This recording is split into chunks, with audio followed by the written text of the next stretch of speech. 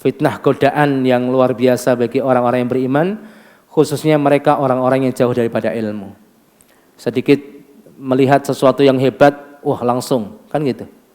Makanya ibu-ibu yang dirahmati Allah, ada sebuah hadis riwayat Imam At-Tirmidzi. Jadi ada masa-masa yang sangat luar biasa sebelum Dajjal muncul. Kerusakan yang luar biasa, kerusakan dari sisi ya akidah, kerusakan dari sisi ya ibadah, kerusakan dari sisi ekonomi, itu campur semuanya. Kelaparan di mana-mana, orang jauh daripada ilmu, ya fitnah sangat luar biasa. Ada masa-masa yang disebut dengan fitnah Duhaima. Ada fitnah namanya fitnah Duhaima, Ibu. Kalau kita maknai fitnah Duhaima ini adalah fitnah yang sangat gelap. Rasulullah mengabarkan dalam riwayat At-Tirmidzi, "Summa takunu fitnatud Duhaima", fitnah Duhaima itu akan terjadi. Cobaan yang menimpa manusia yang disebut Ad-Duhaima akan terjadi. La tada'u ahadan min hadhil ummah illa latamathu latmah, tidak membiarkan satu orang pun dari umat ini kecuali dihantam dengan fitnah itu. Semuanya kena. Wa idza qilan qadat tamadat, ketika ada orang yang mengatakan ini fitnah sudah usai, sudah datang kemudahan, akan datang perbaikan, ternyata apa? Fitnah itu berkepanjangan. Kemudian yang ketiga, karakter yang ketiga adalah yang pertama tadi mengenai seluruh umat, yang kedua berkepanjangan, ya. Kemudian yusbihur rajulu mu'minan wa yumsi kafiran, ada orang-orang yang paginya beriman, sorenya kafir.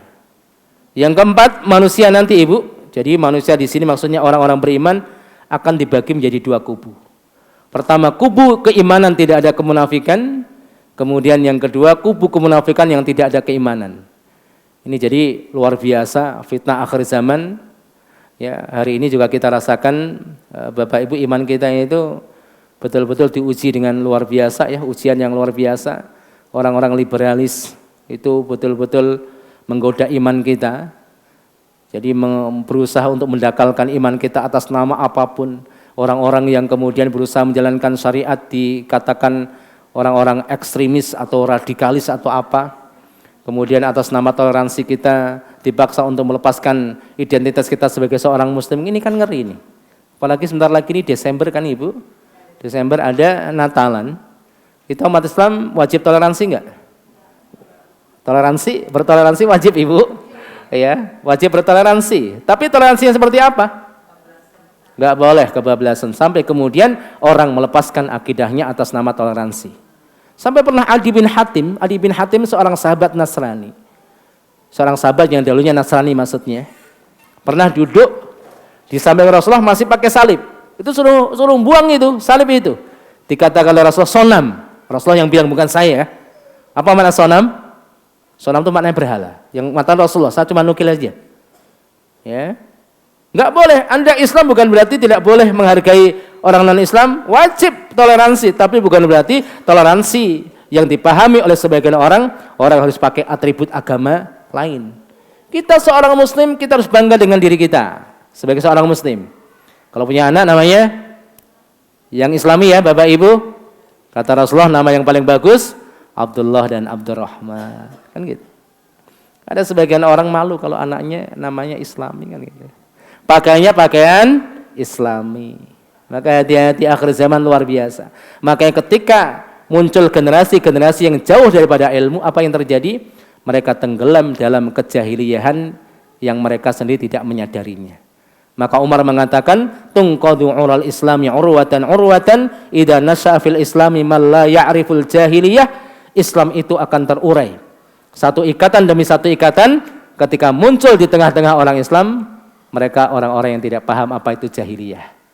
Akhirnya apa? Atas nama toleransi umat Islam ada yang pakai atribut agama yang lain. Bahkan ikut mengucapkan selamat, kan itu, Ibu, ya. Di sini perlu kita pahami ini, Masya Allah. Jadi ujian di akhir zaman luar biasa. Dan itu akan semakin buruk Bapak Ibu ketika menjelang Dajjal muncul. Maka kalau tadi 4 ini terjadi, fitnah melanda seluruh umat manusia, berkepanjangan, sampai ada orang itu cepat perubahannya, paginya beriman, sorenya kafir. Ngakunya iman tapi menjadi orang pertama kali menolak syariat Islam. Banyak enggak itu? Banyak ibu. Kalau Islam ya Islam, tapi ya kalau ngomong Islam di masjid saja kan gitu. Umat Islam kok bicara politik kan gitu kan? Katanya Ustadz Kiai kok bicara politik. Berarti yang boleh bicara politik para penjahat ya ibu. Kan gitu. Di sini. Jadi pagi beriman, sore kafir. Kemudian umat Islam akan dibagi menjadi dua kubu. Walaupun masing-masing ngaku Islam, tapi nanti dikenali dari sifat-sifatnya. Kubu pertama adalah kaum mukminin yang imannya adalah iman yang tulen, tidak ada kemunafikan. Kubu sebelah adalah kubu kemunafikan, walaupun namanya Islam. Dikenali bukan dari namanya ibu, bukan dari KTP-nya. Islam enggak? KTP semuanya Islam.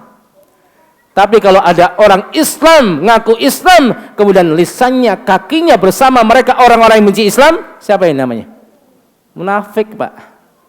Jadi munafik itu akan hadir dengan sifat-sifat yang sama, walaupun tokohnya berbeda-beda. Di setiap zaman akan ada. Sampai di akhir zaman seperti itu. Umat Islam akan ada dua kubu, kubu kemunafikan, kubu keimanan.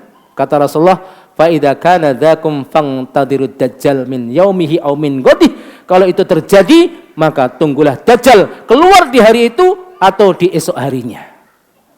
Jadi bisa disimpulkan masa-masa menjelang dajjal muncul itu godaan luar biasa.